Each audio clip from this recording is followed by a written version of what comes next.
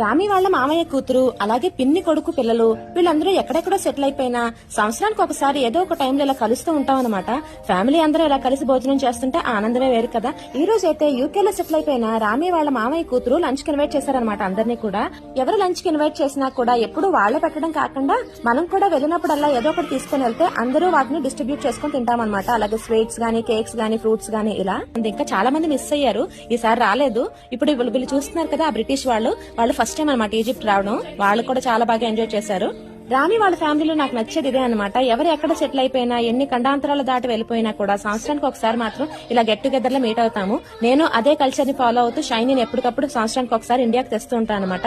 తనకి Indian culture తెలిసినట్టు ఉంటుంది, ఈజిప్షియన్ కల్చర్ తెలిసినట్టు ఉంటుంది కదా. సో ఏది మిస్ అవ్వకుండా అనమాట. మా ఈ వసుదైక కుటుంబంలోని ప్రతి ఒక్కరిని మీరు చూడాలనుకుంటే ఆల్రెడీ పెద్ద వీడియో పెట్టాను, ఆ లింక్ కిందనిస్తాను, క్లిక్ చేసి చూడండి. అలాగే వీడియో నచ్చితే లైక్ చేయండి.